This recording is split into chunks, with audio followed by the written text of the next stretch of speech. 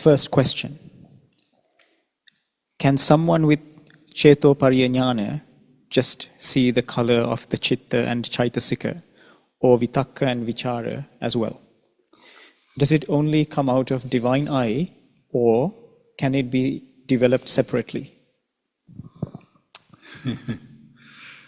Well, I'm not an expert, but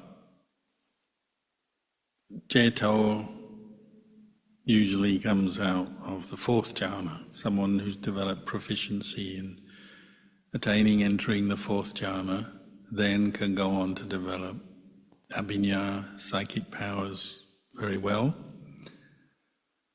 In Cetopariya-jnana isn't simply knowing the colour of a citta or cetasika, it's also knowing those, if it's coming from the mind of an Arya Pugala, it's knowing things as impermanent as not self. And also knowing the meaning, so you can know what somebody is thinking, their mood, and then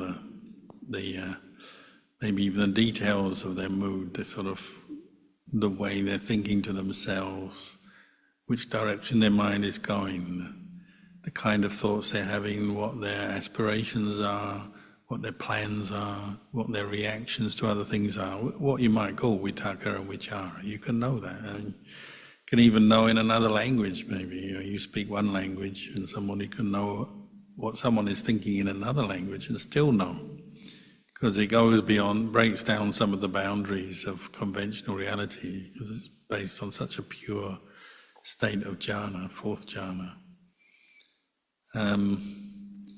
It depends on the person's character and their past, and obviously very few people in the world develop Cetopariya Jnana.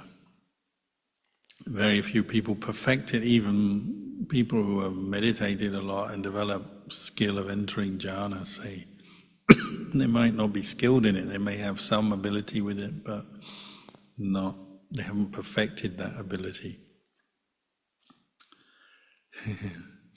So as we know that in Buddhism we talk about different kinds of arahants, Sukha Vipassako, who is developed jhana and developed their vipassana, but maybe very limited psychic ability beyond that, but they may be very wise. Tevicha, the arahant, has certain abilities to recollect past lives and understand karma, what leads to what, why beings are reborn in the realms they are. And then Asavakaya Jnana, the knowledge of the ending of the asanas. But then we have the Chalabhinyo arahants who have the full abhinya. But each arahant who has some abhinya may not develop all the abhinya. It's a matter of time, energy, opportunity as much as anything. And so some monks are known who have seemed to have developed very good abhinya. They say, if I had more time, I could do more than this, I could know more than this. And in that sense, similar to academic study, as I was talking about earlier, somebody studies a subject that they're very good at for years or their whole life. The first thing they'll say is probably that there's always more they could learn. If they have more time, they could learn more on that subject. It's the same with the mind. If you have more time, you'd be able to learn more about it and use it more. And the purpose of Cetopariya Jnana is really to help you teach people by understanding the character, the state of mind, the abilities of the person you're teaching, what they're thinking, what they believe in, and so on. So, if you had more time to develop it, then you could probably help more people. And that's what bodhisattvas do over generations and generations, life after life. They're perfecting these kinds of knowledge. So when they're very good at it, it seems just so automatic and so effective and so complete, so true, that it's like, you might say, jaw-dropping or gobsmacking, when somebody knows another person's mind and what they're thinking and their character and say things that they shouldn't know, and how can they say that? How do they know that? When you see it in practice, it's amazing. And unfortunately, that's what people tend to get. caught up in the amazingness of it, rather than saying, oh, this is the result of someone who's really trained their mind. Perhaps I should train my mind more. They go, oh, that's amazing. And then the Buddha said this is a danger, isn't it? With psychic powers, psychic ability, we tend to go over the top and get too attached to it and think, get too excited by it. So be careful of that. Sadhu Lompo, we have a raised hand here. You may ask your question. Oh, nice to see you. Hope you're healthy. I am. I have two questions. One about meditation.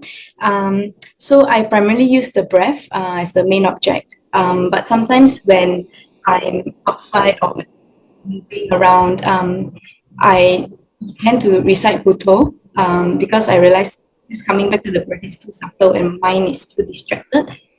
Is that okay in the sense that I have two meditation objects? In the beginning, it's probably okay. Eventually, when you become better at concentrating your mind on the breath, you might drop Buddha one day, because you can't go back and forth forever. That's when your mindfulness is not well established, the hindrances can come up very strongly and just distract you very easily. It's natural that you may have to use a whole number of a range of different meditation techniques, different reflections, different objects to help you. And so there's this kind of back and forth, trying this, trying that. What you want to do though is maybe keep in mind your goal is, I want to, if the breath is your main object and that's your goal, you say, that's my goal. I want to be able to stay with the breath and develop an ability to stay with the breath, know the breath. So anything else is done for that purpose. So if you recite Buddha or you practice metta when you're angry, or you reflect on impermanence because it helps you let go of something, you can do that, but bring your mind back to the breath eventually, or do it so that you can get back to the breath. What we tend to do in the beginning, particularly of our practice, is jump around. Because we're not very peaceful, we sort of get restless. So we say, oh, I tried the breath, I couldn't stay with the breath, so I'll try this. And it's just like picking different brands in the supermarket. You just, as long as you can try something else, you'll try it. And you'll try a different teacher, their method, and you'll read something, or you hear something, or you visit a different teacher, and they said this, oh, I better do what they say. And you just move around, and quite often you end up a bit confused or disappointed. So be careful of that danger. That's one danger. But it doesn't mean to say you can never change your object. You can, but just try and keep your goal in mind. Is, say you're developing the breath as your object, well, keep coming back to the breath as much as you can until you can do it. Take it as a personal challenge. Why can't I stay with the breath? Because I keep falling asleep. Oh, okay, I better do something or other to bring my mind out of the habit of falling asleep. What can I do? I can do walking meditation, I can recite something, I can look at a light, until you learn how to focus your mind on something and bring it out of sleepiness, and then you can go back to the breath maybe. Or if you keep getting irritated with yourself, remembering other people, getting annoyed, well, maybe you have to practice a lot of metta for a while until your mind is more calm and the anger is bothering you less, and then you go back to the breath. That's how I practice, especially in the early days, and seems to be correct. That it's okay to experiment, try things, but be careful of the restless mind, just endlessly trying things with no real purpose. Just be careful of that. Sadhu Lompo. The next question. Why do some monks say talking to devas is in Upachara Samadhi before first jhana, whilst others say it is actually in the secret jhana between the fourth and the fifth? If the Buddha's abhinya arose on the night of his enlightenment whilst in the fourth jhana, how can he review his past lives if there is no thinking in fourth jhana? In the biographies of some teachers and the suttas, it often says other monks came to teach them or a deva appeared. Do they mean physically seen with the flesh eye or in poor man's upachara samadhi between the fourth and the fifth?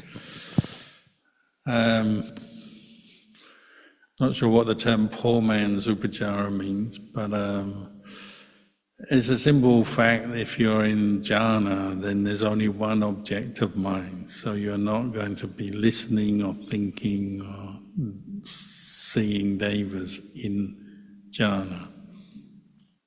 But when you come out of jhana, your senses fire up again, they start up again.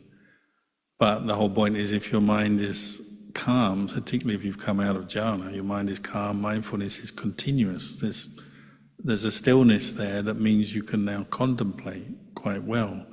It's not guaranteed, but if you train in insight meditation, contemplation, when you come out of jhana, we say that's the best time to do it because your mind is very still, pure, peaceful, and then all the movements of the mind, the reactions to things, the liking and disliking, the hindrances, as they come up, you can see them, and you can see them as impermanent, not self, let them go. But also because some people, and this is not everyone, but some people, their mind comes out of jhana, it's very refined and very open. So sometimes they see things, they know things. They could know, see a being in their samadhi. It could be a ghost, a deva, it could be some image, a whole image. It could be something, like see their own body as a skeleton or a corpse or something. These things can happen, like you say, in upajjhara samadhi. But if your mind is very concentrated and you're regularly practicing meditation, regularly attaining samadhi, then sometimes you see things without even closing your eyes and going into meditation in the formal way. You just see things, and that can happen as well. So it all depends on the skill of the meditator, how good they are at entering and leaving jhana and how strong their upajjhara samadhi is, and then also other things from past lives, maybe what they've been doing in their meditation for many lives perhaps. So not everyone sees beings or has all these sort of exciting experiences, talking to a deva or all that. Some may not. But it's when you could only have those experiences when there's movement in the mind, which has to be upajjhara or even kanika samadhi. Remember, if you have fourth jhana, if you're that skilled, you can enter fourth jhana, you come out to kanika samadhi, you've still got a mind that's very pure and mindful, and you can think and talk. So, there's a lot more.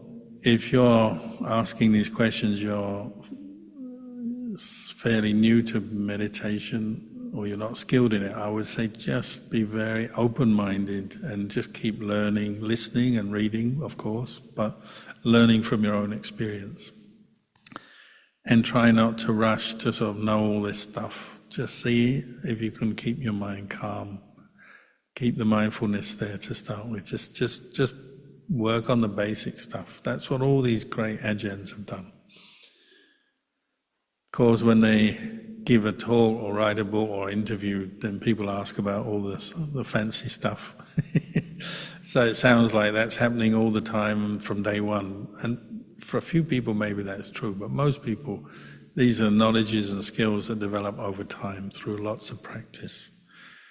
And that's the important thing. Lots of practice is the important phrase.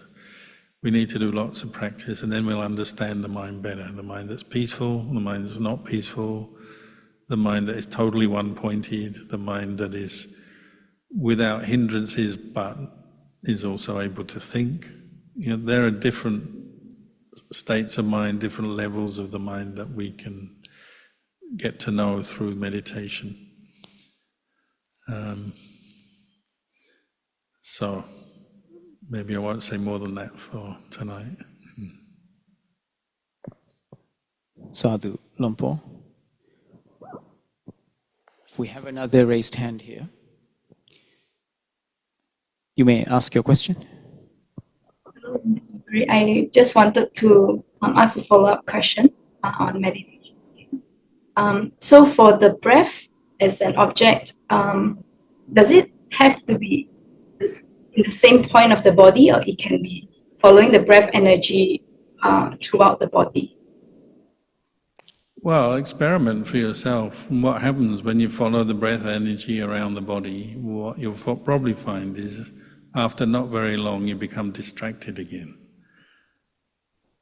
It doesn't mean to say there won't be moments when your concentration is very refined and very continuous, that you are not aware of the body. You may become aware of breath energy around the body. Sometimes it can manifest as light. The breath can turn to light, which doesn't sound correct, but in effect that's what's happening. Sensations, light, other images and nimittas can arise as nimittas of the breath. And these can be arising around the body as well. But generally speaking, your breath meditation, you're just focusing in on one point, one location that you've chosen, because that is where you feel comfortable. So it could be here, could be here. And you have this sense of the mind's energy all unifying, gathering. I mean, that's what ekakata citta means, a unification of mind. Literally gathering together in one place. So there's a kind of a ball of cool, peaceful energy arising because your mind keeps putting attention on that one thing, the breath at that one place. And you get better at keeping it there, holding it there in a way, as I was saying earlier, like unshakable. Because what happens is you see something and start thinking about what you see. It leads on to other mental reactions, proliferation, and you've forgotten all about the breath for a while. If your mind is very firm and still, you see something or you hear something, but it doesn't disturb you, you can maintain attention, keep coming back to here or here, depending where you're focusing.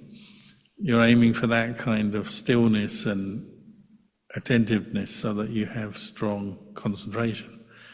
And you get an accompanying the things that come along with that, piti and sukha, so you feel relaxed, calm, your body and mind feel very light, and that helps you to keep practicing. It's not boring, and pain is not bothering you, and you may even not feel much feelings of tiredness. You're quite happy because you're just focused in on the breath.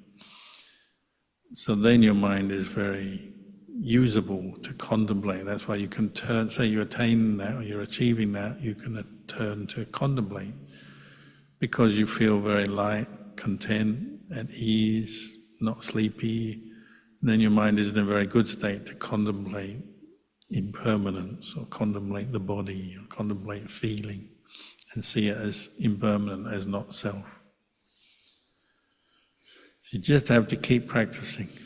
And little by little, or maybe quickly, if hopefully very quickly, you have more experience and you'll see, it's like this. Thank you, Long Po, for the encouragement. And one last question, I promise, is about the sharing of merits. Can we share merits to ourselves and people who are alive, or it's more about departed relatives and people? Well, really it's just terminology. We tend to use the term metta for the living. So obviously you can spread metta to yourself. And when you practice a lot of meditation, you can see, say you do breath meditation, this is one thing you might notice. If your mind becomes one-pointed with the breath, really focused on the breath and it's peaceful, your metta might automatically flow. And say you have something wrong in your body, like a pain or an illness, it might automatically flow to kind of fill that particular area in the body or to fill the body to help reduce illness and pain. Or if you are very unhappy about something, you've got some suffering in your mind, but it's kind of, you've been focusing on the breath and then it comes back to mind. Maybe it helps you to think correctly about that suffering, that problem or that issue, and you start to say, it's just a creation of the mind, it's just feelings, emotions, thoughts. I should let it go, because if I keep holding on, I'm suffering. Those kind of reflections become very normal and automatic when there's some samadhi there.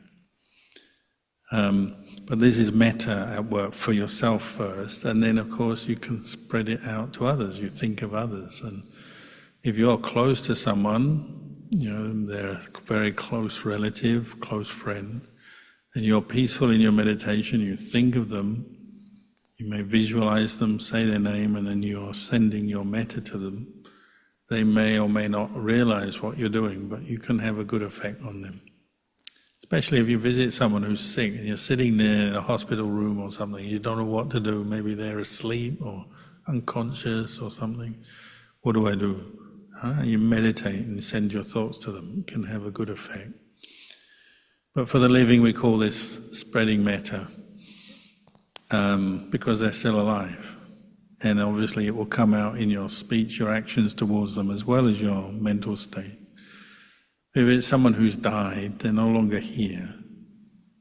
You can't do that so directly unless you had maybe psychic powers and you can see devas and spread metta to the devas, but you can dedicate merit to those in other realms. So you can think of your grandparent or someone who's passed away, you know what they look like, or you say their name, may they be well, may I dedicate this merit to them, this good thing I've done, my meditation today, or this dana offering I did, or keeping the precepts today, or listening to this Dhamma talk, I dedicate this to that person. So it's a specific act, and it's a specific act of dedication of this good thing that you've done that's generated something, hopefully some happiness. You've generated this happiness and you're specifically dedicating it to a person. Whether it reaches them or not, whether they recognize, open up to that merit or not, there's a whole bunch of unknown things there. And it's possible someone in their next life, their mind is so unhappy from their karma that you spend years and years dedicating merit to them, they still don't open up to it. They don't want to know. A bit like, when someone's alive, someone they're very angry with the world, very angry with things, upset or very gloomy, depressed. And you talk to them, and whatever you say, they don't want to know. You give them a gift, they don't want it. You try and help them, they don't want any help. They're just in their negative mood and nothing's going to sway them for a while at least. It's a bit like that. Somebody in another realm, they may or may not receive your merit or open up to the merit you're dedicating, but you still do it anyway. And it's a good thing to do. Thank you so much. Sadhu. Sadhu Lumpo. We have another raised hand. You may ask your question. Hello, Lumpo. Good to see you again. Hello. Hello. Thank you for the teachings. I have two questions, and actually one to sort of follow up from the previous question. In terms of, say, spreading metta to someone who is still alive and might need it, versus dedicating the merits of a practice to someone who's deceased. So I just want to clarify in that while I'm doing it, the tone of it, the feeling of it is the same. Is that correct? It's just the words that we're putting in, it's just words. But the tone of it is right. Much the same, yeah. But sometimes, metta can be simply a very subtle thing. Is someone nearby who's suffering, or you wish them well, and it's just you know, a good energy, they're nearby you, so it's just this good energy, just sending it to them. Whereas, you know, someone in another realm, they're not necessarily right there. You can't see them, there's nothing to relate to. So maybe you have to just do something a little bit more. That's why we say you dedicate, or in a more specific way, because they're not there to see, and you're still doing something good, and you could still meditate and think of them and dedicate merit to them, but you have to be a little bit more precise, perhaps. Like if you spread metta when you're alive and people around you are alive, maybe you meditate regularly, so you spread metta. Maybe you spread metta and everyone in the room or everyone in the area benefits. It can be a more general thing because you're right there and there's this kind thought emanating from you. Sharing merit tends to be, I'm not saying it's always like this, but it tends to be more specific for a particular person or individual or group of individuals. Thank you, that's useful. I just want to follow up on another question. So this is on, earlier in answering one of the questions, you talked about knowing the various states of the mind, and it can be very broad, even in various stages of, say, stillness. So, so for me, sometimes when during a formal meditation and the mind comes out of a state of, quietness, the sati is still strong, the sati is still there, and I can see it's almost like how I would describe it. It's like a projector suddenly popping up and it just starts spouting images again. And it's just, it may be images of random things that I can't relate to, or it could be, something that has happened earlier in the day. And sometimes it's really tricky. It can be a scene that has happened earlier in the day, but it mixes in somebody who wasn't there.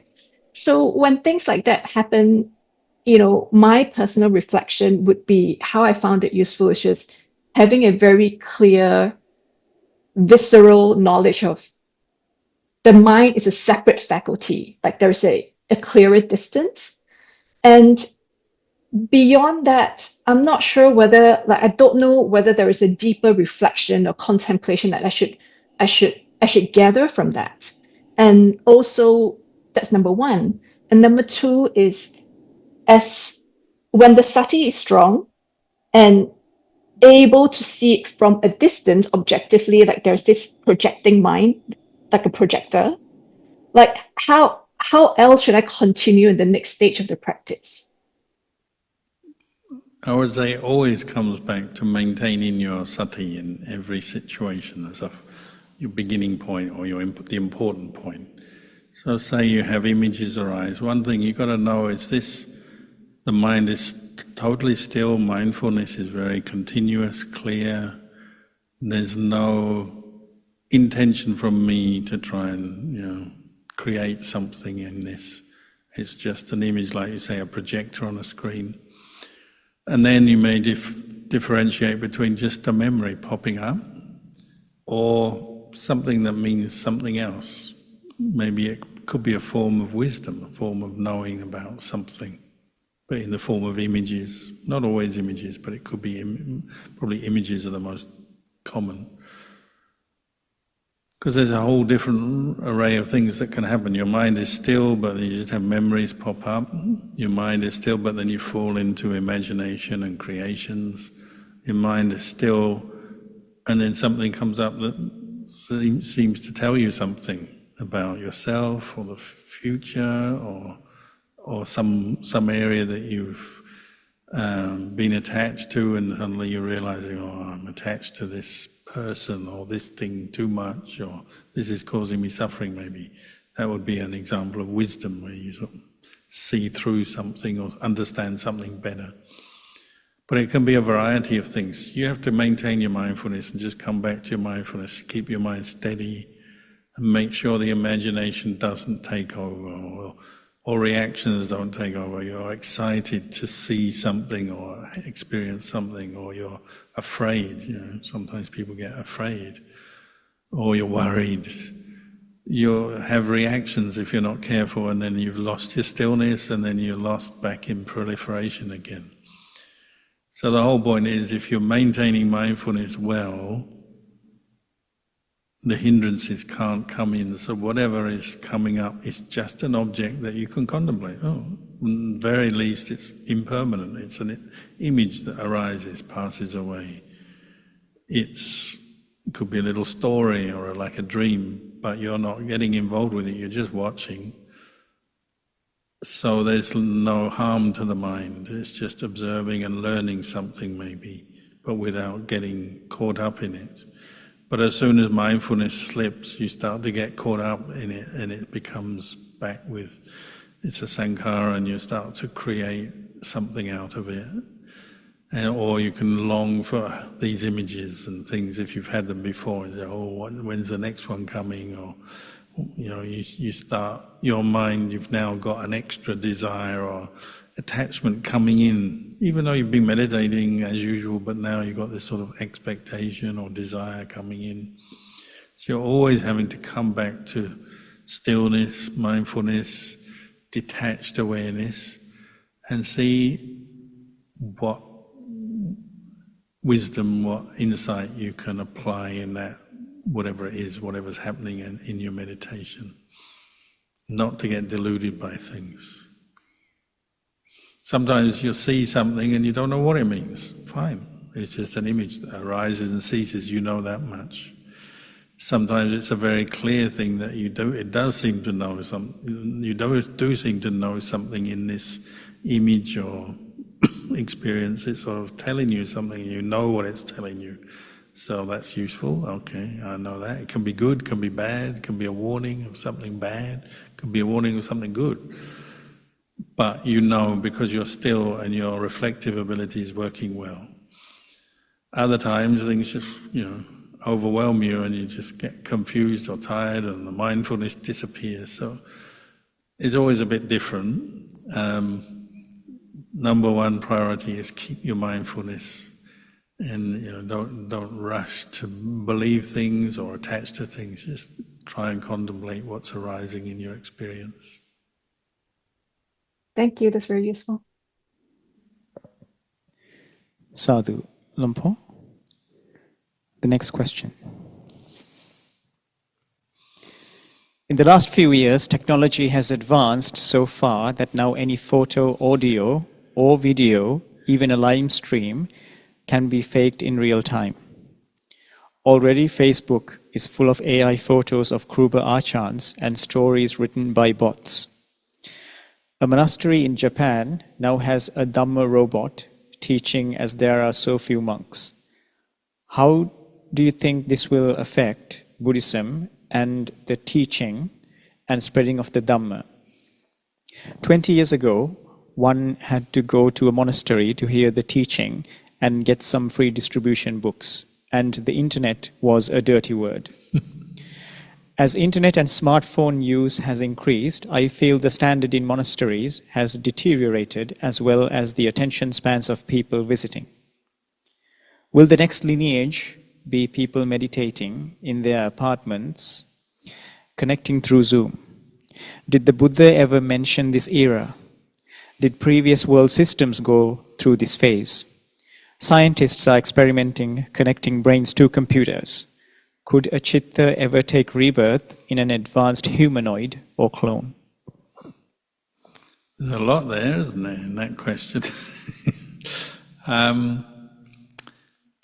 Well, probably it's all potentially true. I mean, yeah, technology can be wildly distracting and take up so much of people's time that they get lost in it and start to lose touch with themselves. We can see that already everywhere in society, and so Buddhist monasteries, monks, people are not going to be immune from that.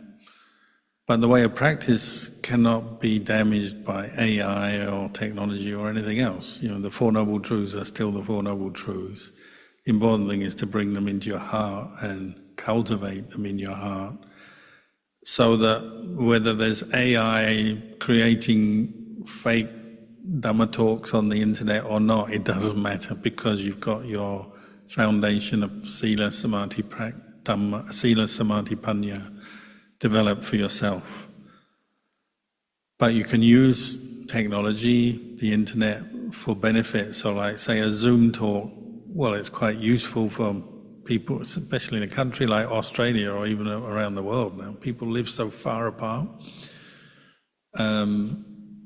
Better to have a Zoom talk or a YouTube talk or something. Can make the Dhamma available for people. But like you say, there's the danger that people's attention span is really getting tested, so that you listen to a Dhamma talk, if it's at all boring, you turn off and try something else. And that's the danger with technology. It's so easy to flip and move around, and it's stuff on a screen. So you still have to go back to your own mind and body and develop the mindfulness to reflect on your mind and body, or your 5 khandhas, and see them as impermanent, as not self. So technology can help, but it can also hinder. So I'd recommend, learning to step back from technology at least sometimes, so that you can really practice at least part of the day and part of your life without the need for technology. To be able to pick it up and put it down, so you're not a slave or enslaved to the technology. As far as Jitta taking rebirth in an advanced humanoid, well, your Jitta can attach to a computer or a screen briefly, probably, but if somebody's reborn in a realm that's not a human realm, maybe their resting place or their connection to the world may be a computer terminal somewhere, the ghost in the machine. It could happen, but that's not that they're being reborn in the machine. It's just there happens to be a ghost or a being with a subtle body in that place, and they may seem to be like inhabiting a computer, but they're not. They're just there in a slightly different dimension. Just as you can get a deva in a tree, or a ghost in a car or a house or something. It can happen, probably not forever, not for long periods, but it can happen. Just as your mind can get very attached to something, a physical material object.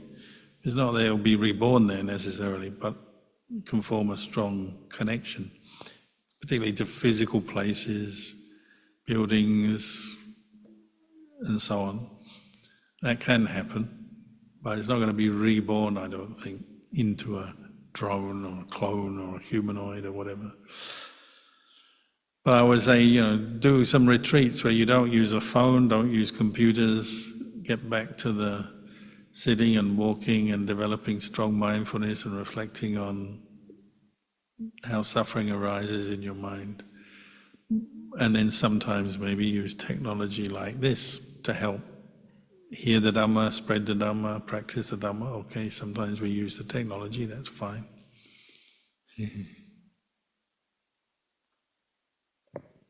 Sadhu, Lompo. The next question. Are there any lay householder anagamis, not including mechis as they undergo ordination, in this current era? Good question.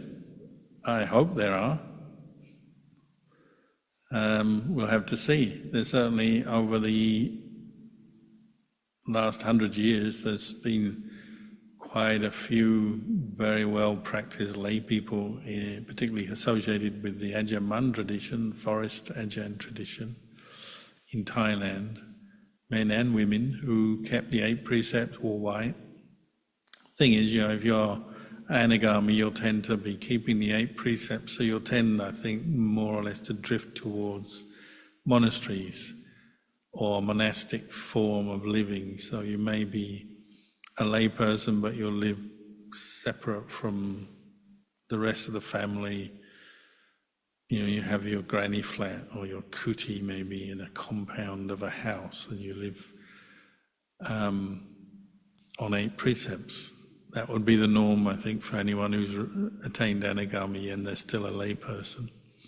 So I believe there have been, and there may be in this current era as well. Your job is to cultivate the path and the fruit and experience it for yourself. So you need to do the practice. Those anagamis are already there, so they're happy and they're assured nibbana very soon. The important thing is the rest of us.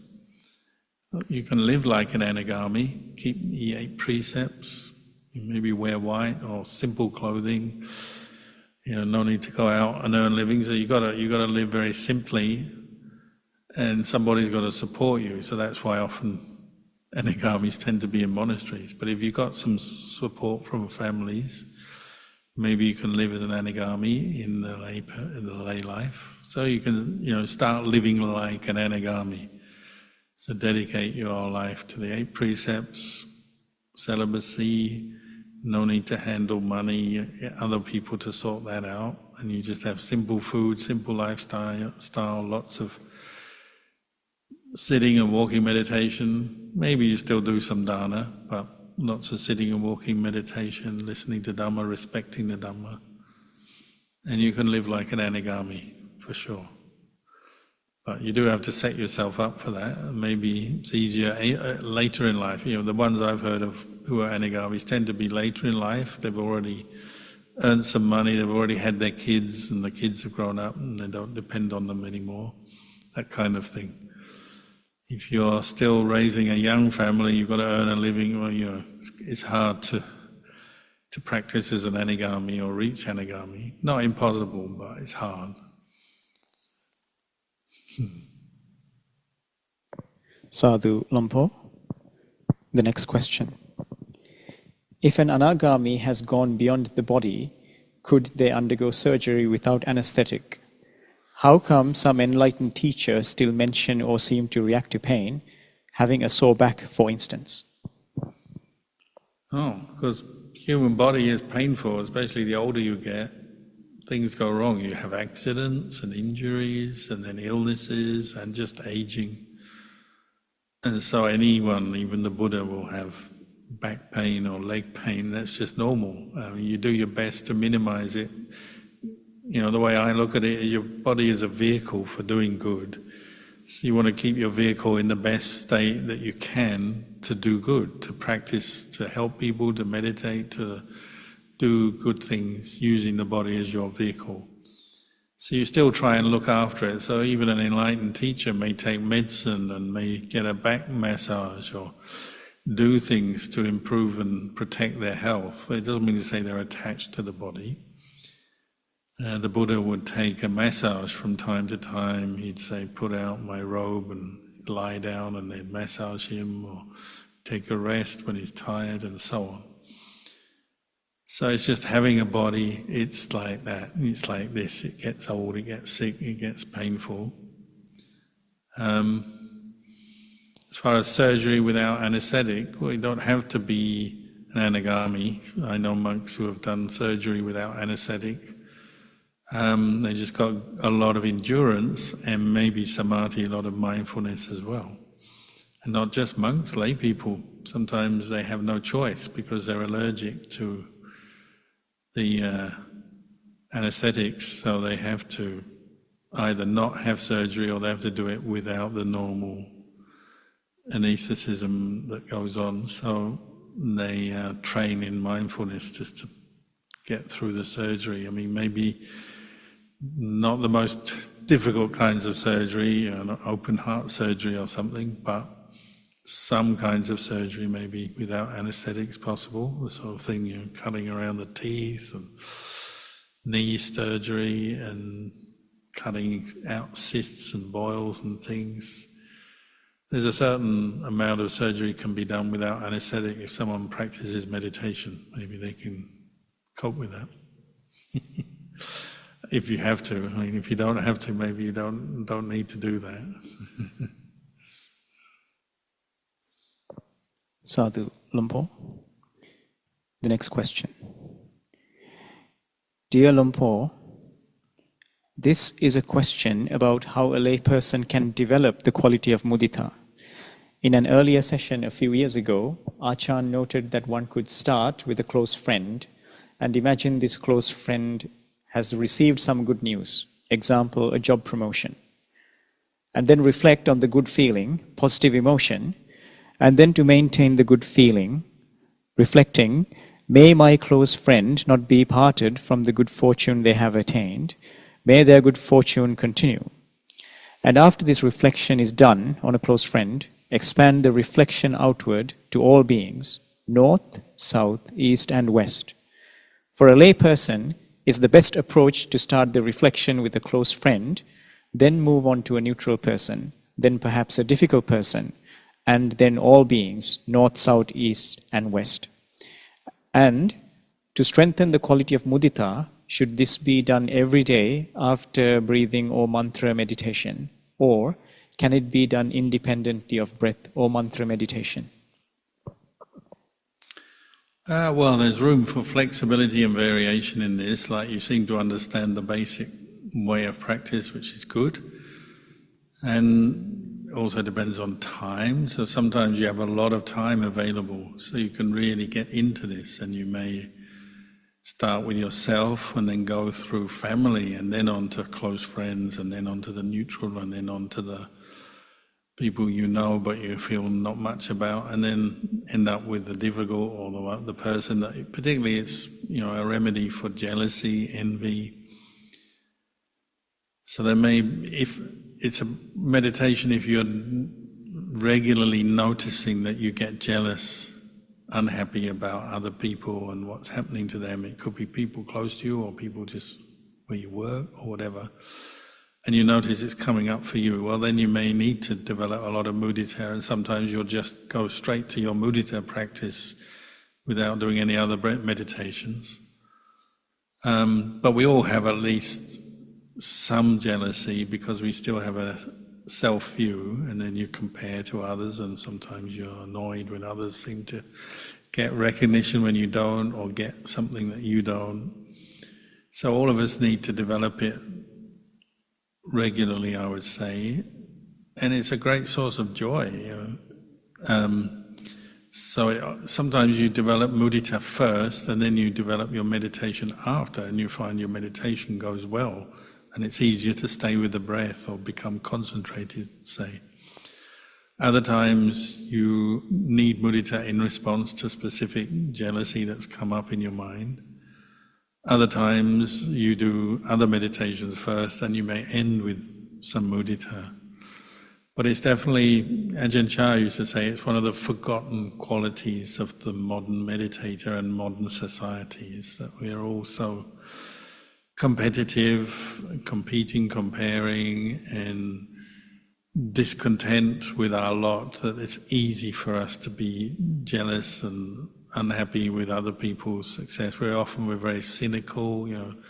If you come from Britain like me, you know, everyone's so cynical. Anyone who seems to be successful is immediately shot down.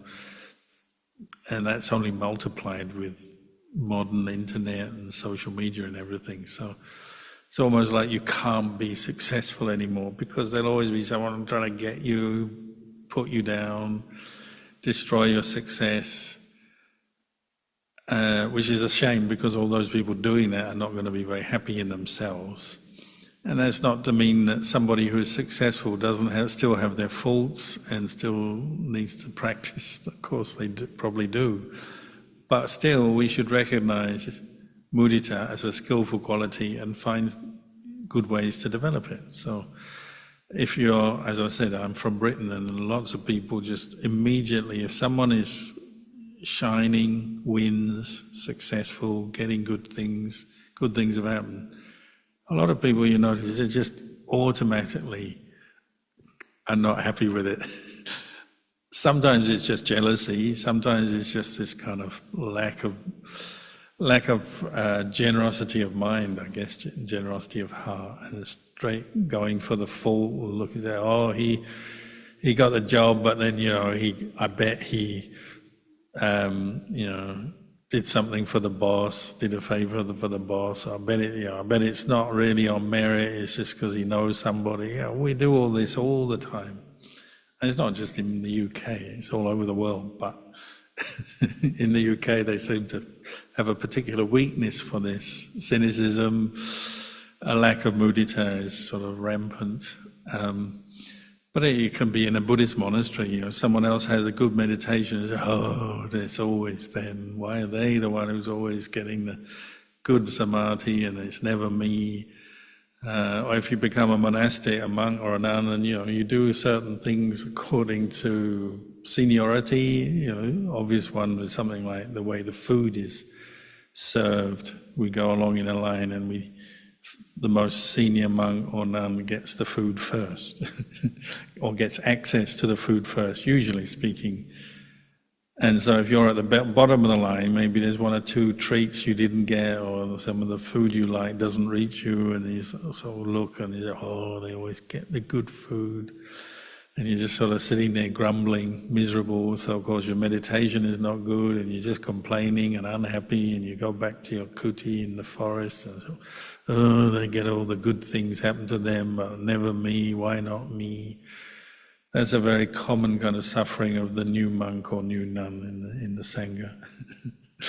So you have to cultivate mudita is one very useful quality to develop in a monastery where people are seemingly getting better opportunities, better things happen to them, get more food or the better food.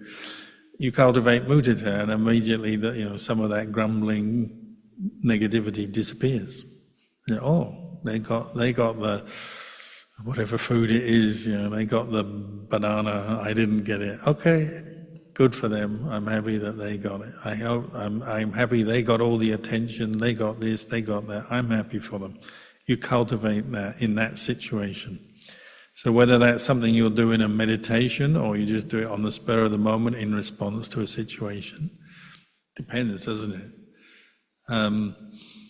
You have to get to know yourself, and if you notice you have a weakness, you're always competing, comparing, grumbling, looking at other people with envy, why them, why not me, then maybe you need to develop it more. And so there'll be the meditation on mudita, which you may do once a day, say as part of your regular practice.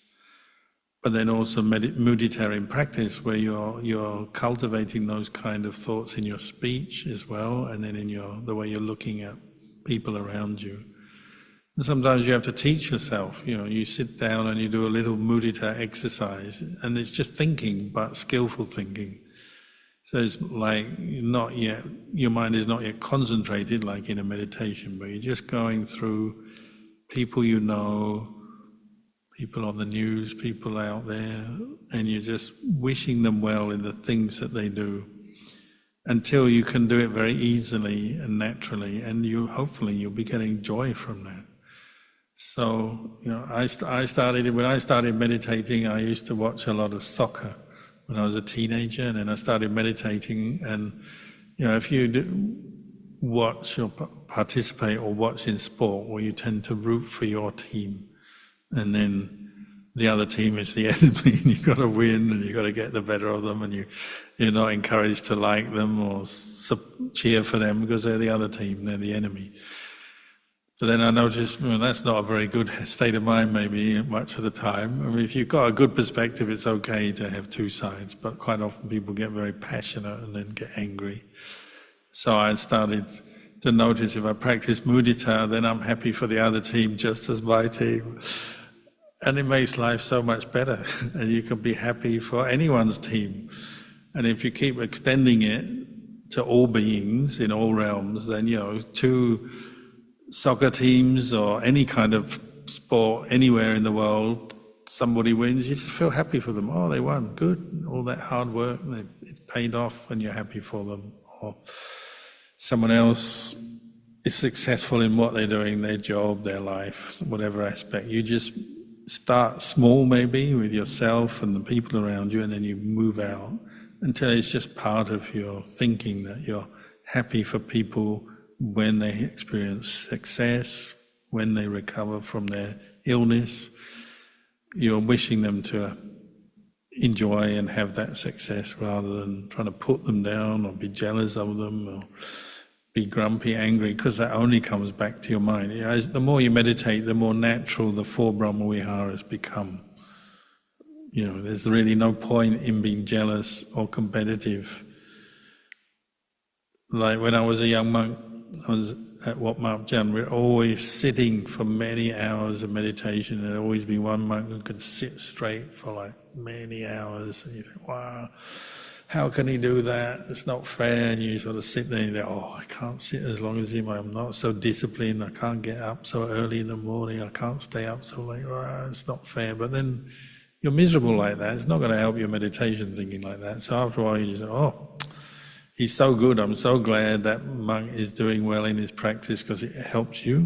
Good example. And if he's getting insight, getting enlightened, good. If someone's getting samadhi and getting insight, getting enlightened, that's one less bit of suffering in the world because that person is now free from suffering or on the way to being free from suffering. Good for the world.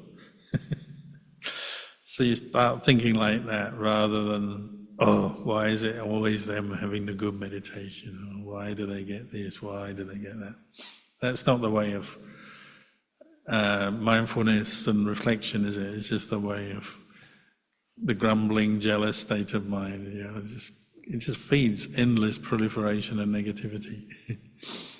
So, mudita you practice on many levels. Formal meditation can be before your other meditations or after, through your speech, because it's good to help encourage it in society through speech, and then just the way you look at the world around you, the way you look at things, because there's a lot of negativity coming our way on the news and in life and in people's conversations. So, you have to be active and counter that in your own thinking and your own speech. And it's like what we call free happiness. You can be happy someone else has got something good for them. There was once a guy who drove his car to the monastery from Melbourne, and he didn't know he was followed by a plainclothes police car. And the road to our monastery that has so many speed changes, it's quite confusing. One moment it's 80 kilometre speed limit, next moment 60, next moment 50. It's changing so often. Lots of people get caught by that and they get fined and all that. But there was one guy who drove here, and this police car following just decided, I guess, to follow him all the way to the monastery, and he got his number, and then he wrote him a letter. He saw a letter coming from the police. He thought, oh, I'm in trouble now. But the policeman had wrote, I followed you all the way from some suburb of Melbourne out to this suburb, East Warburton. You didn't overstep the mark at all. You stayed within the speed limit at every time, and you drove very well, and I just wanted to write a letter in praise of that to you.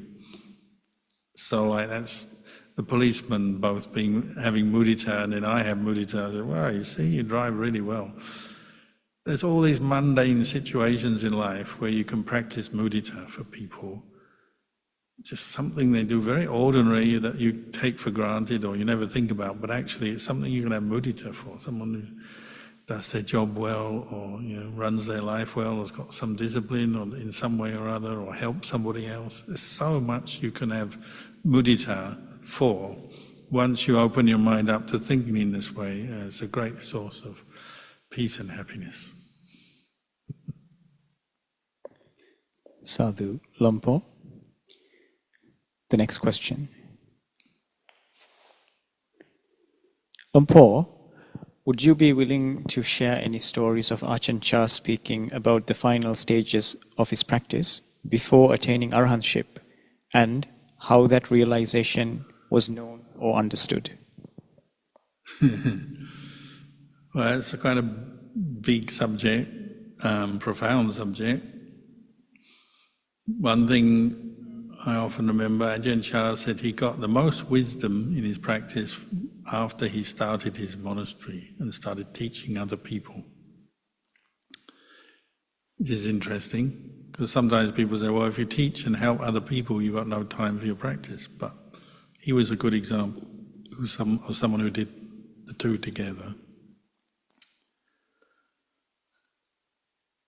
If you read, there's a story it used to be called The Key to Liberation, now it's called Unshakable Peace. It's in the collected teachings of Ajahn Chah. He's got quite a few quite profound descriptions of his mind entering samadhi, coming out, contemplating. That's a good talk to read, and you can read that, get that online or in the book.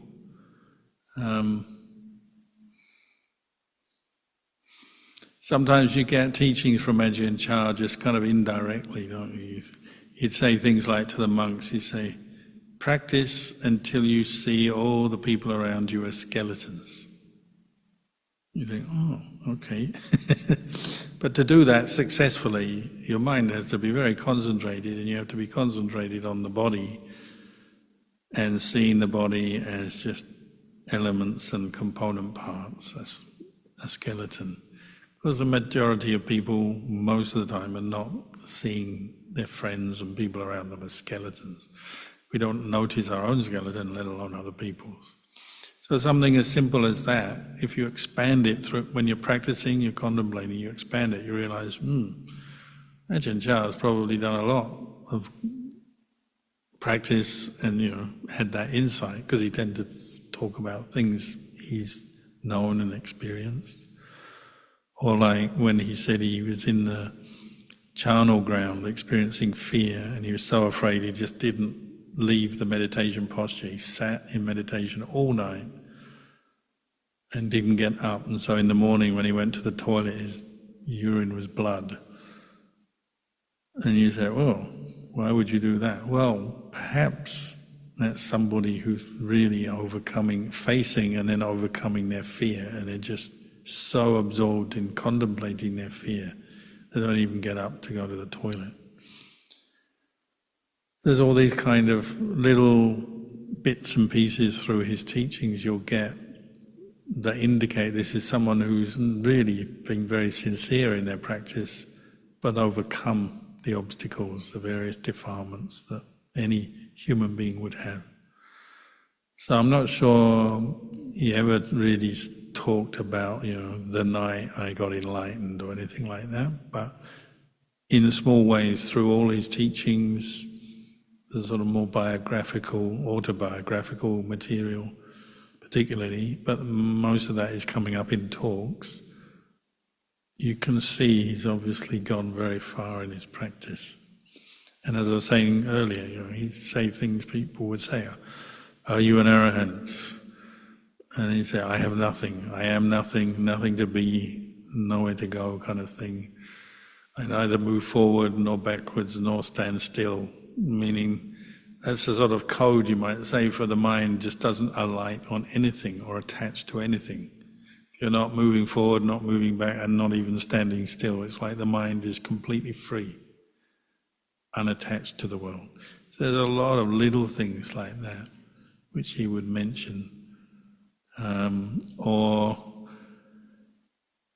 one of the Australian monks were talking to him and said, oh, Luang Por, you must be really tired and fed up teaching monks, nuns, laymen and lay women all the time, and everyone's got problems, and some people listen to you, some don't, some behave well, some not. You must be really tired of this. I hope next life you get a really peaceful experience where you don't have to do all this. Kind of mudita, I guess. But anyway, Ajahn Chah just said, I'm not being born again. So there's a kind of interesting slip of the tongue where he sort of said, I'm not going to be born again. So anyway, I think what you have to do is just read Ajahn Chah's talks, which there are many of them in English, and you'll get a lot of this as you sort of sift through it. Sadhu Luang Por. The next question. Luang Por, may I ask for your guidance on how to quiet the mind during meditation, especially during busy periods when there seem to be a million things to attend to. I find it very difficult to stop the mind from thinking and to stay with the breath during these times, even after sitting for an hour. I would deeply appreciate any advice you can offer. Well, be careful of the mind that desires to be quiet, because that will disturb you. Even our desires to be mindful, for peace, for quietness, can be an obstacle.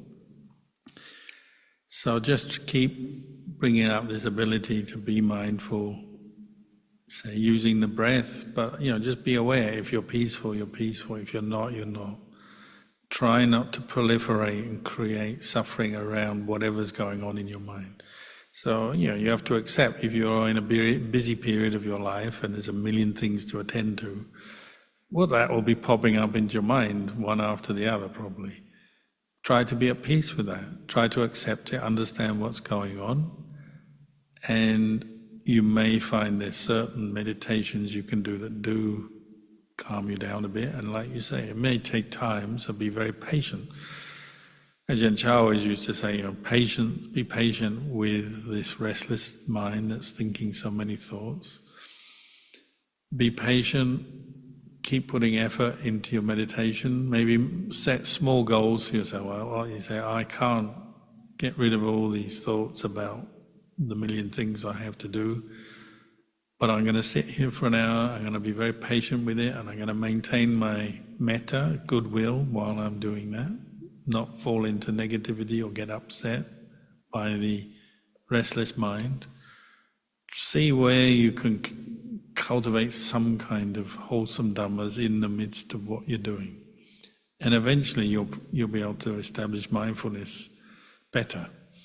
But see what works. Sometimes you have to be creative, so sometimes you just change everything. You say, I keep thinking about all these million things. Okay, these million things, what do I have to do? And you go through them, start going through them in a deliberate way as a kind of meditation. What work do I still have to do? What's the important stuff? What's the not important stuff? Why do I do these things? Well, it's a way to earn money, to help me, help my family. It's a good thing that I'm trying to do. Just see if you can develop some good insights around the million things that keep popping into your mind. Whatever works to bring up some wholesome states of mind, which will ultimately help you to calm down and improve your meditation. Sometimes we have to be creative, sometimes we have to be very patient with what's going on. Sometimes we have to say, my mind is so difficult to train, I give up. And when you say I give up, everything goes quiet because the reason you weren't peaceful is because you're struggling so much, you're just agitating yourself. So you say, I give up. Then the mind goes very quiet. There's so many ways that we get a little bit of insight and realize, actually I can just let go now. So see what works for you.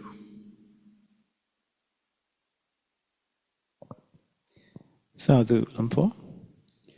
The next question.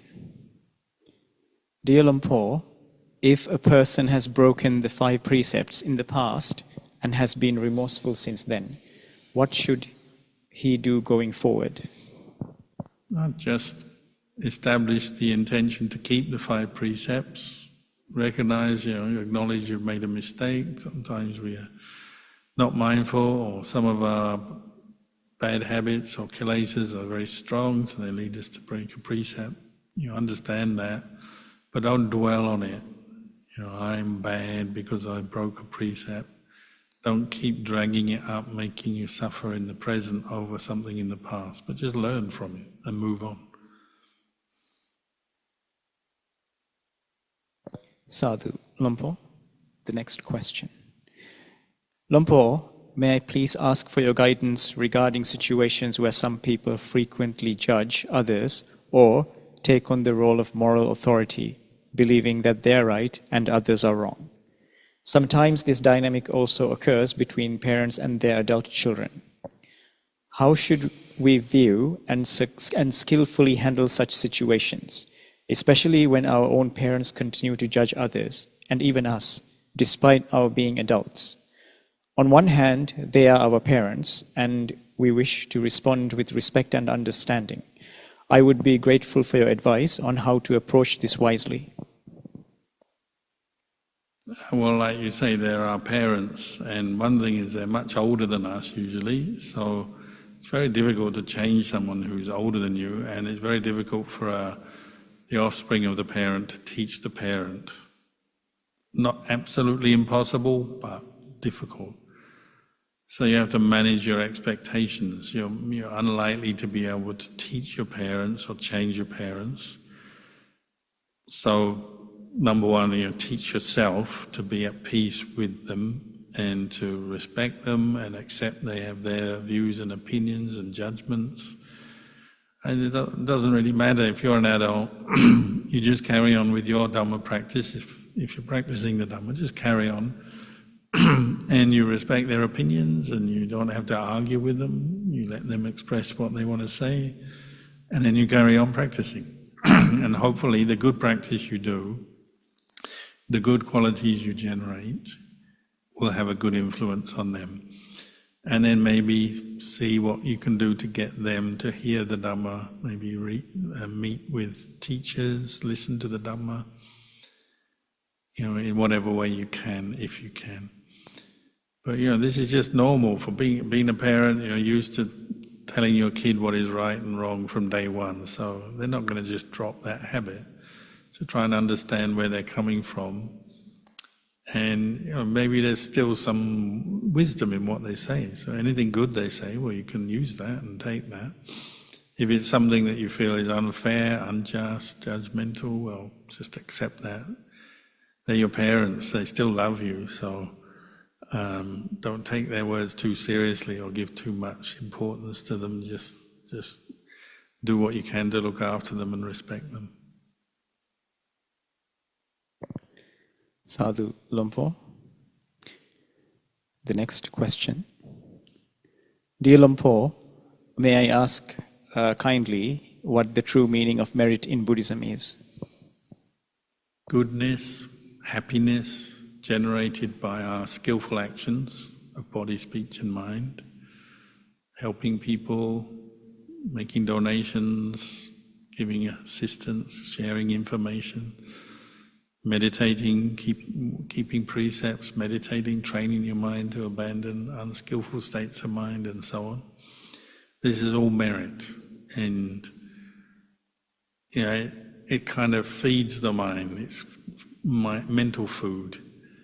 Makes you feel buoyant, good, gives you a sense of ease, happiness as a result. So the Buddha said, don't be afraid of making merit, because it's good for us. Good mental health, good physical health, can even affect our physical health.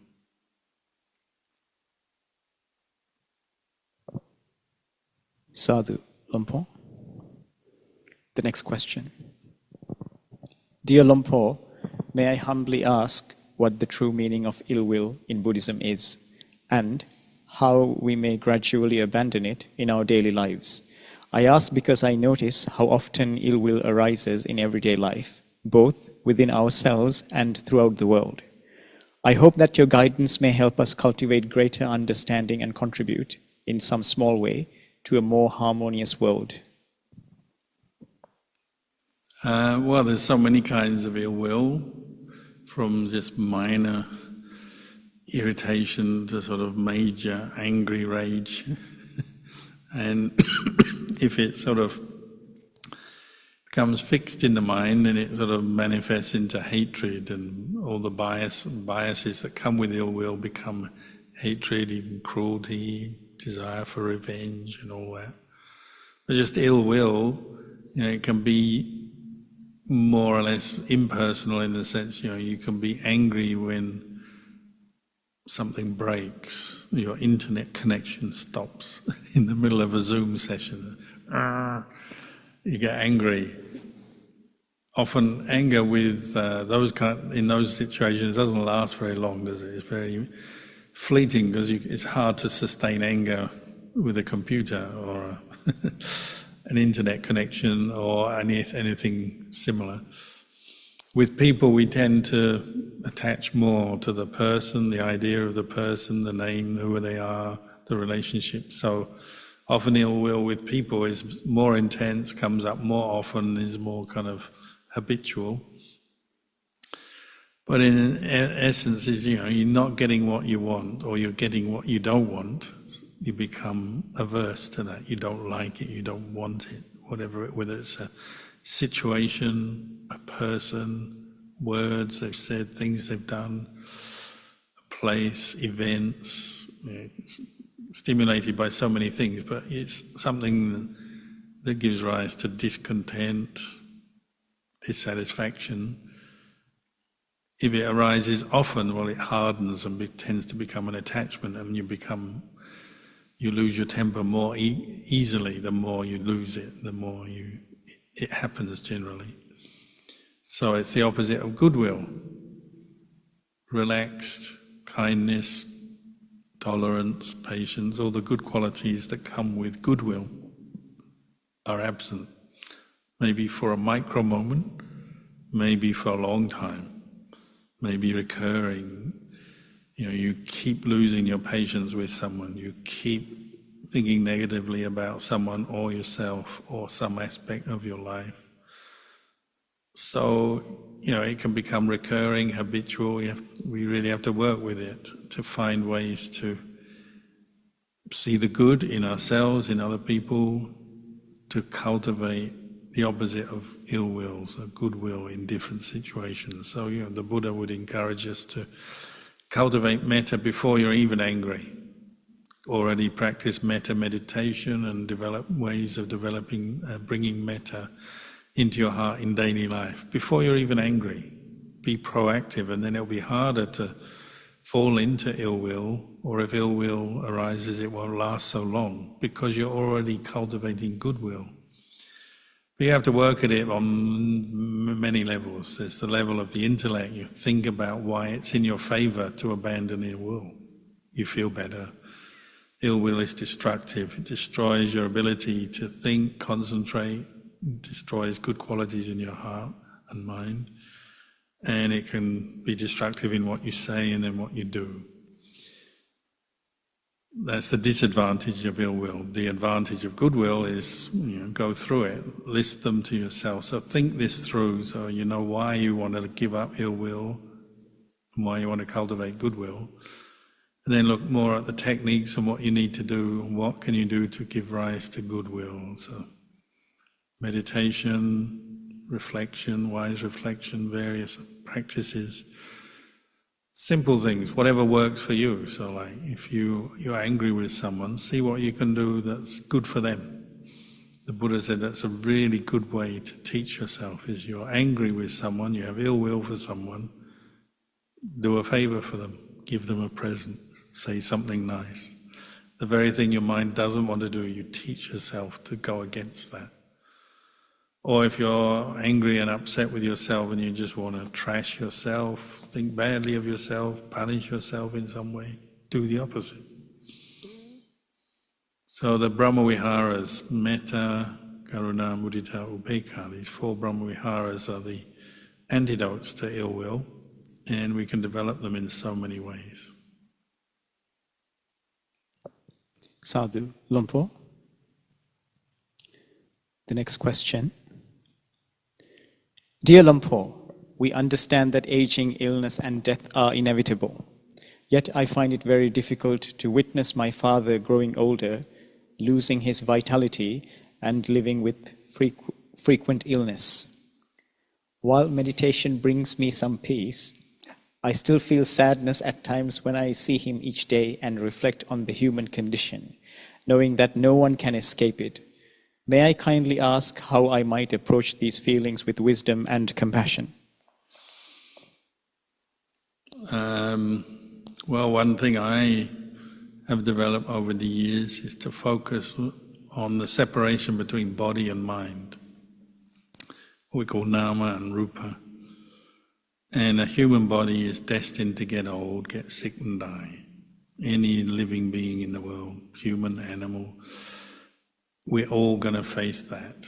And there's not a lot you can do about it. You do your best to be healthy and comfortable and whatever, but you can't ultimately stop it. So you have to manage your expectations, get used to it. But that's not the whole story. Like your father is not just his body, although we tend to identify with the body first. That's the person. He's done all these things in his life with this body. So when the body gets frail, weak, old, we tend to feel sad and disappointed. But your father is bigger than his body and more than his body. Focus more on the mind. like you say, the wisdom and the compassion, all the good qualities of your father that is expressed through his body, but are coming from the mind.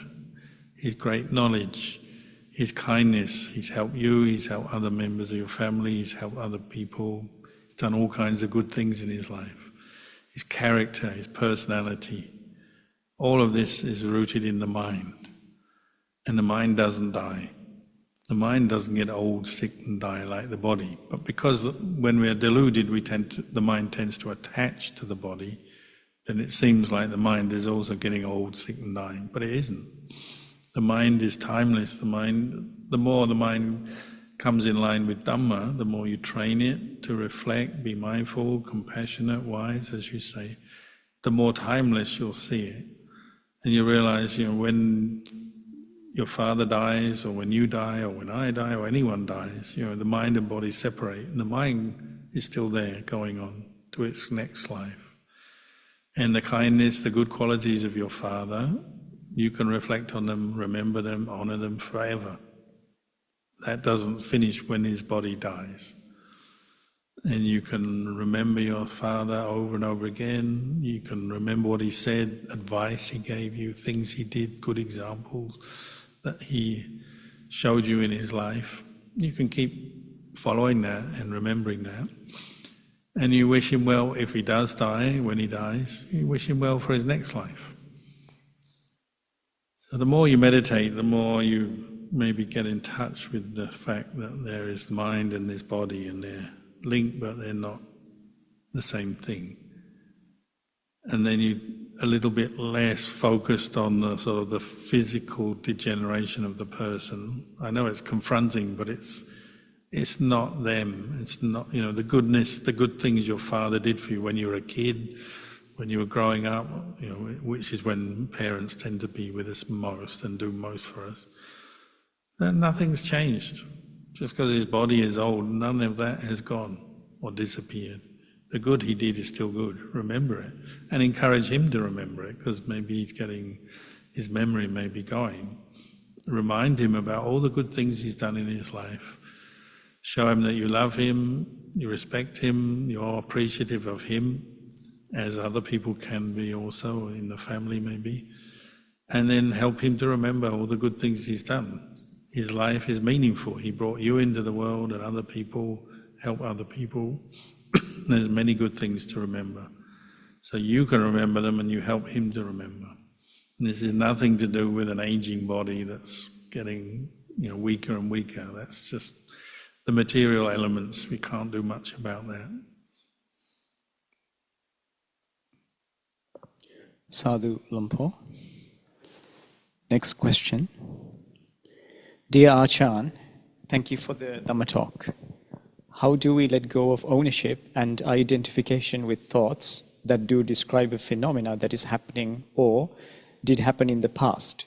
For example, how not to believe in the following thought that, quote, we are all now listening to Ajahn Kalyano, unquote. I feel that identification to thoughts is happening because they are useful in describing our reality and what we perceive with our senses. Otherwise, how can we go through life, avoid risks, if we completely stop believing in thoughts? What is the right view here? Thank you. Obviously thought is a function of mind, and it's a tool that we can use to understand things, communicate, practice the Dhamma. The Buddha didn't say stop thinking, but having self-control is praised by the Buddha, and being able to differentiate between wholesome, useful thoughts and unskillful, unwholesome thoughts, and then acting appropriately. So when the unwholesome thoughts arise, to know this is unwholesome, it's a cause of suffering, let it go. The wholesome thought is useful. I don't need to let this go. I can keep it and develop it maybe, cultivate it further. So thought is something that we have to understand and use and learn how to control, and also learn the nature of thought is impersonal. It's not self, it's temporary, it's impermanent, it's not self. But you don't have to stop all your thoughts or form a kind of attitude that all thoughts are bad. But thought can be very deluding, so you have to be careful. Your thoughts bring you a lot of suffering and they lead you to do a lot of stupid, harmful things sometimes. So like you say, if you have a thought like we are all now listening to Ajahn Kalyano, well, that's a reasonable thought, and it's just you might say an aspect of sampajanya. You just know where you are, what you're doing right now, listening to Ajahn Kalyano. But maybe in the next thought you might think, why is Ajahn Kalyano talking so long tonight? 2.5 hours. Why? When's he going to stop? Now maybe the thought is merging into something more unwholesome. It's expression of your frustration, or you're tired or whatever, and then you start to develop more negative thoughts towards me, towards the Zoom session, whatever. Thought is like this. It can be very useful as long as we're mindful and aware and use it well and use it wisely. Yeah, it's fine. But the danger is it can very easily slip into views, opinions, judgments, reactions, or what we call craving and attachment, and then it becomes a servant of greed, anger and delusion. It's no longer a wise, useful tool. Now it's a problem. So be careful. Sadhu Lumpur. The next question.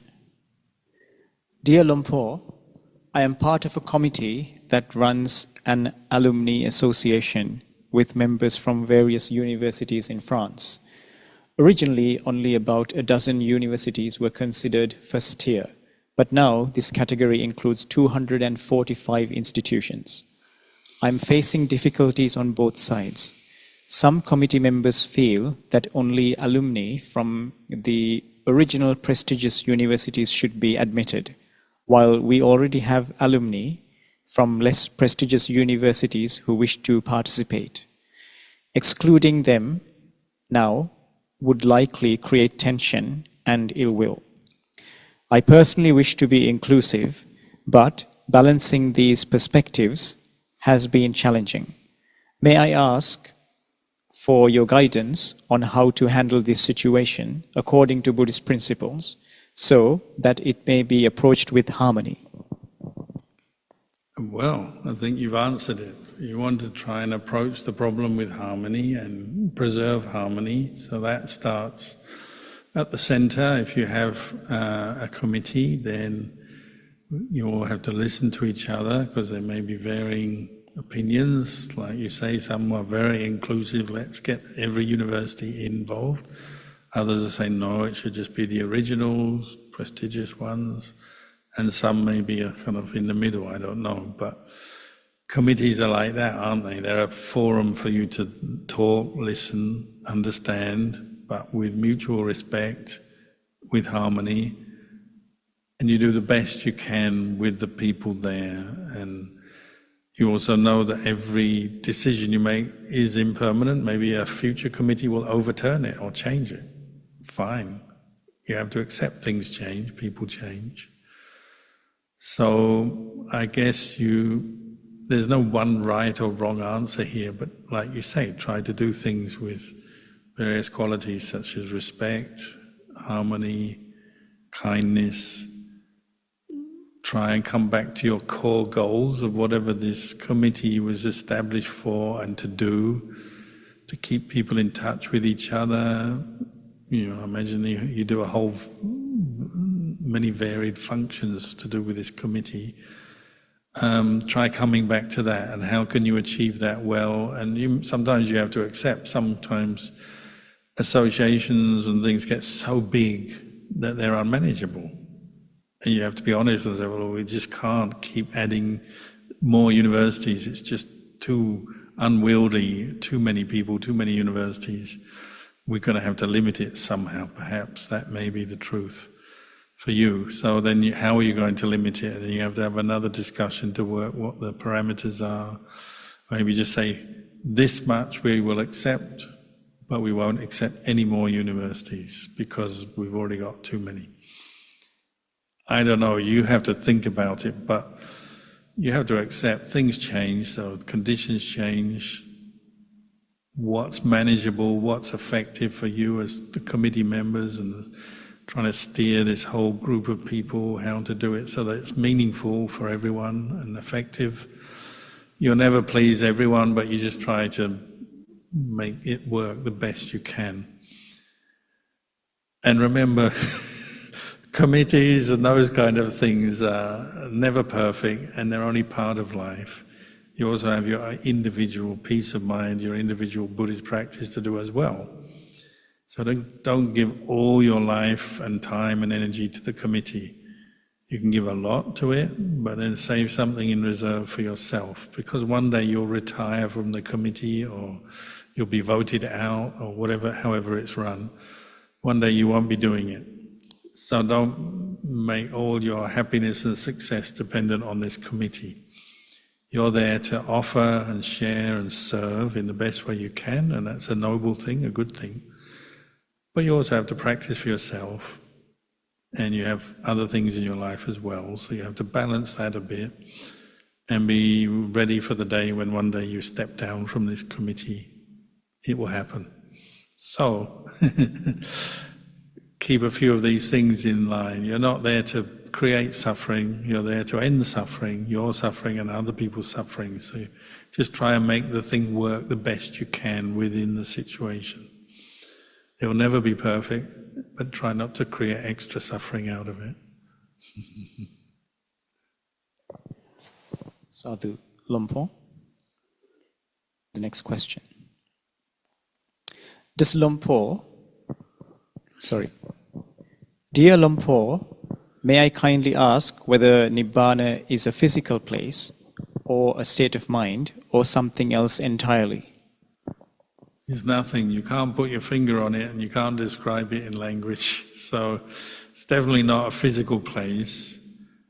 And it's not really a state of mind in the normal sense, because states of mind, the Buddha has proven through his practice, and others have as well, that states of mind are impermanent, suffering, not self. They're not. Nibbana couldn't be a state of mind.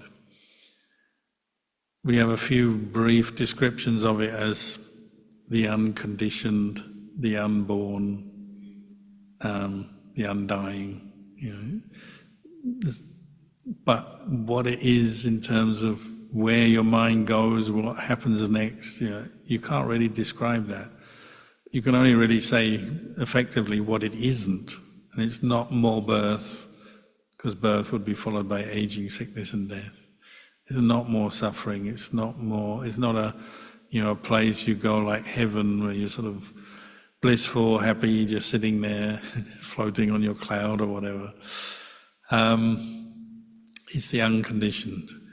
So it's like there's nothing the mind can alight on in Nibbana. There's nowhere, no resting place or anything you can touch with the mind and say, that's Nibbana. That's the whole point. So there's nothing left to describe there. Very difficult to describe it. But you can know it through your practice. So keep practicing. Sadhu Lompo. The next question. Dear Lompo Kalyano, thank you for your priceless teachings. My question is regarding what determines one's next rebirth, whether it's one's mind state immediately before death, or the predominance of one's good or bad karma. Different acharyas seem to take different positions on this. However, I ask in the context of Mahanama Sutta, Samyutta Nikaya 55:22. In the Mahanama Sutta, having experienced a lapse in mindfulness, worries that it may take him into a low rebirth. The Buddha tells him, quote, suppose a man were to throw a jar of ghee into a deep lake of water, where it would break. There the jar fragments would go down, while the ghee would rise upward and separate out. In the same way, if one's mind has long been nurtured with conviction, virtue, learning, relinquishment, discernment, then when the body is eaten by crows, vultures, nevertheless the mind, rises upward and separates out. Have no fear, Mahanama. Your death will not be a bad one. In reference to the same question, there is also the simile from the commentaries of the cows leaving a barn in a certain order, illustrating which karma takes priority at the time of death. The simile presents a more ambiguous answer than the one given by the Buddha to Mahanama. Could Ajahn please advise how to understand it? With gratitude. Well, I'm currently experiencing mudita for Mahanama. Obviously, the Buddha was giving him a great encouragement there, that your death will not be a bad one. So, in that case, he was explaining how, Mahanama probably was an example of this. Someone with conviction and all these good qualities, relinquishment, discernment and everything. Their mind will be liberated by that, and their death will not be a bad one, and that probably applies to Mahanama, so good for him. The one about the cows, I always found that quite useful because it's just pointing to the fact that, conditions are unpredictable and changing, and people are different, karma is different. So the one that leaves the barn, I used to work on a farm quite often, so it sort of makes sense to me. The one that leaves the barn or the corral first tends to repeat that. There always tends to be a leader, generally speaking. The one who's the leader will keep going out first. So that's like, the kind of qualities and karma you've made through your life most often will be very strong and push your mind out of the door at death and be the determination of where you're reborn, say. But then it's not always that the lead cow goes out. You sometimes get you get these cows that are going boom, boom, boom, they're all over the place for whatever reason, hormones, I don't know. And then they'll suddenly charge through the door first, and it's like, oh, where did this one come from? He's not the usual guy. Karma can be like that. Suddenly you get these thoughts that you didn't expect come up and catch you off guard, just like when you meditate. Good thoughts, bad thoughts, unpredictable thoughts. Sometimes the barn door is open and it's just the nearest cow starts wandering out. The normal leader wasn't near the door at that moment, so he missed his chance, and it's just the one that's right there. And sometimes it's like that, isn't it? The last thought moment is the one that predicts what happens next after you die. But what the Buddha was saying earlier, I think is very relevant, is if you practice the Dhamma through your life, cultivate faith, mindfulness, virtue, discernment, relinquishment, all these good qualities regularly through your life, you have to accept you may still have a store of good and bad karma, and maybe towards the end of your life you have unfortunately some bad moods pop up, some negative thoughts, some delusions come up. They could influence you at death. But all this good karma you've been making steadily through your life is not going to just disappear. So it will ultimately be the determining factor, and you get a good rebirth like Mahanama. I think that's very true for many people, is that, they may still have some greed, anger and delusion affecting them, but their overall karma is good, the trajectory is good. So even at the end, if there's some negative thoughts, it's not the end of the story, or don't feel too defeated or depressed by the whole thing.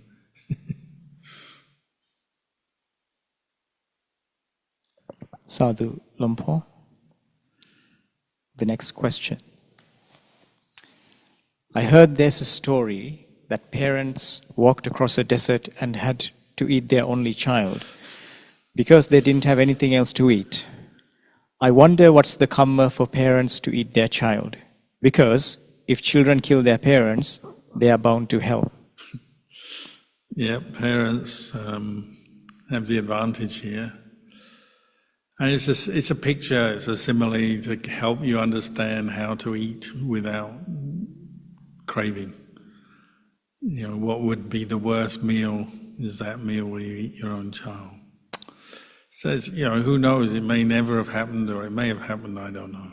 But it's an idea to give you some sense of what we're aiming for, to eat with detachment, equanimity, because as we know, everyone gets excited by food and obsessed with food and loves to think about it, talk about it, play with food. So, as soon as you bring in the idea of parents eating a baby in the middle of the desert, it's like, oh, everything goes quiet, doesn't it? And you have a whole different state of mind, and it's you're reflecting on food is really just to keep you going, and it's nothing to do with taste and all the cultural attachments. So for some people, maybe it doesn't work for you, but some people find this very kind of sobering reflection.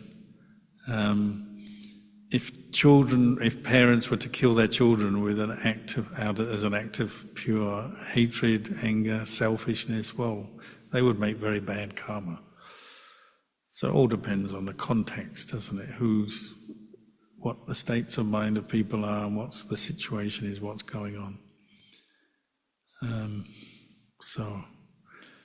Here we're just talking about hypotheticals, so maybe not a lot we can say. Sadhu Lumpo. The next question.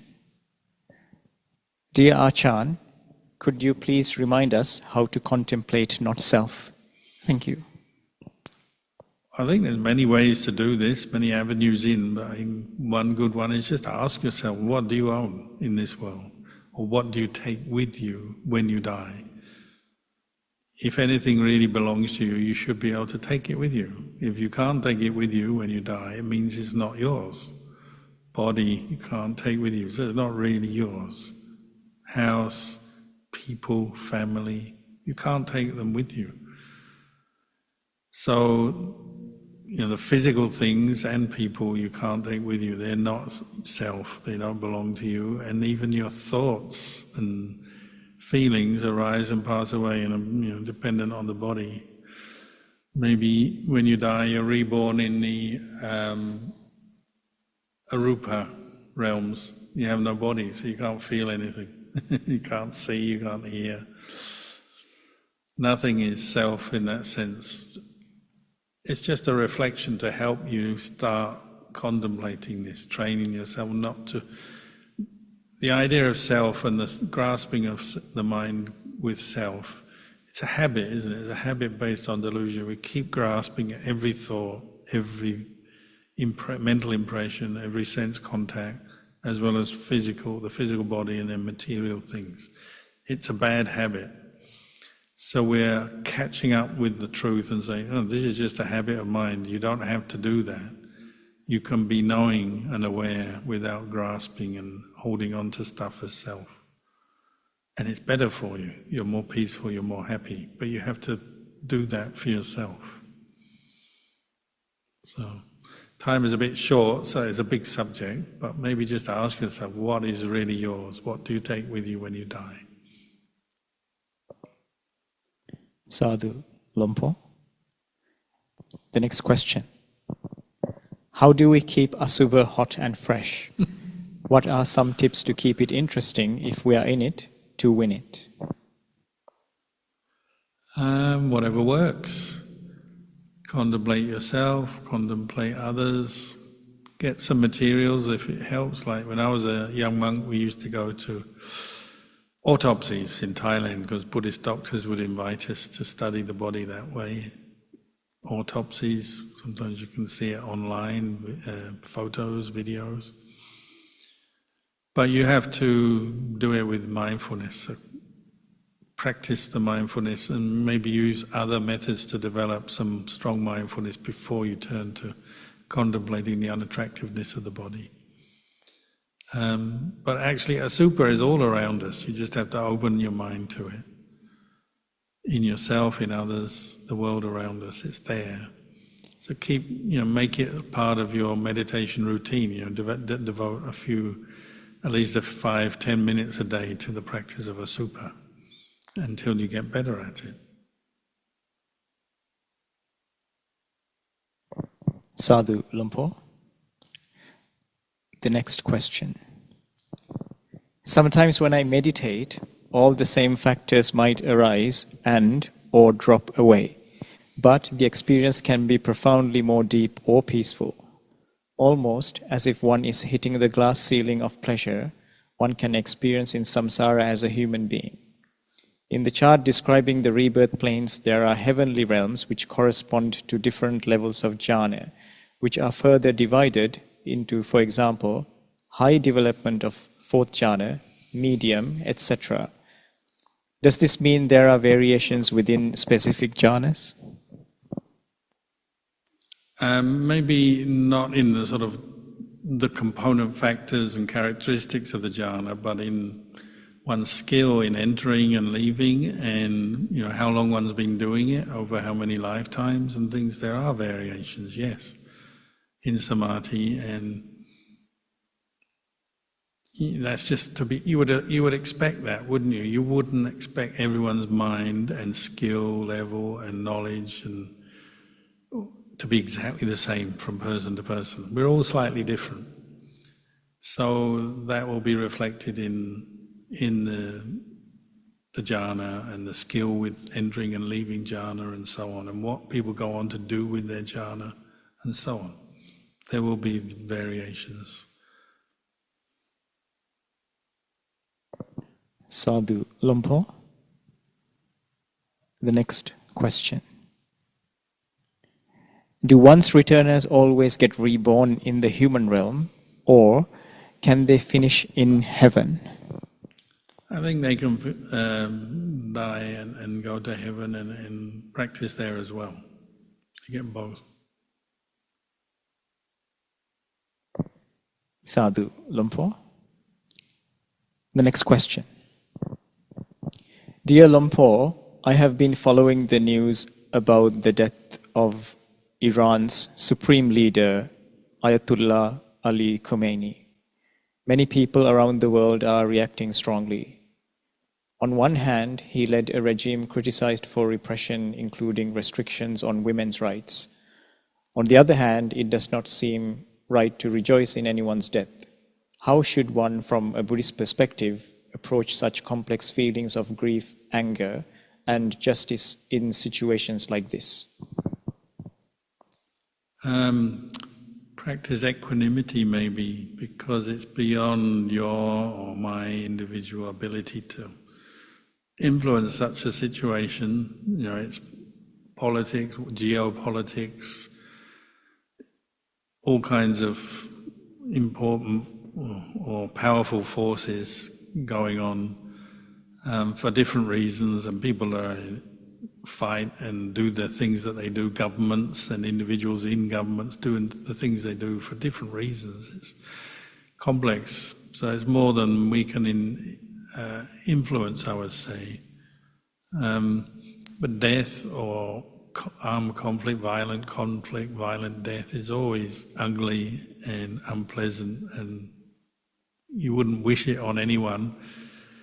But it happens all the time. And some wars and some conflicts are just beyond your control, and there's nothing you can do other than wish them to be at peace as quick as possible, and for the problems of each group of people and each country to be sorted out smoothly and as quickly as possible. But as we know, it's not always quick and smooth. Often there's a lot of suffering, like you say.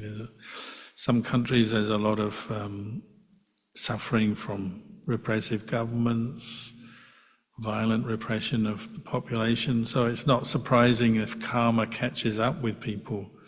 That's when you contemplate with upekkha, you're contemplating karma. So if someone is killed by a bomb or whatever, there's going to be causes that have led up to that.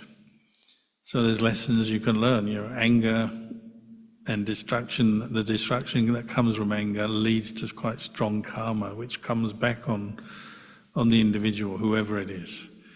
Trouble is, it's not always instant. Sometimes there's a delay of not only one lifetime, but maybe many lifetimes.